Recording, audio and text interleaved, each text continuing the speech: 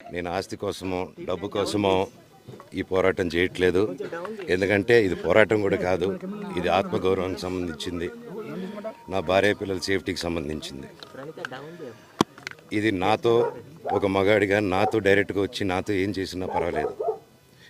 నా భార్య పేరు ఇంక్లూడ్ చేయడం, నన్ను తొక్కేదానికి, నా 7 నెలల పాపని ఇంక్లూడ్ చేయడం, నా బిడ్డల ఇంట్లో ఉండగానే అలా బిహేవ్ చేయడం కరెక్ట్ కాదు. ఈరోజు పోలీస్ దగ్గరికి నేను వెళ్ళి ప్రొటెక్షన్ అడిగాను. నేను మొన్న వచ్చి అడిగినప్పుడు మీకు అన్ని ఎవిడెన్స్లు ఇస్తాను, ఎస్ఐ గారు ఇక్కడి నుంచి వచ్చి నేను ఇస్తాను సార్ ప్రొటెక్షన్ చూపించాను, బౌన్సర్లు అందరూ అక్కడికి దాక్కున్నారని చూపించాను.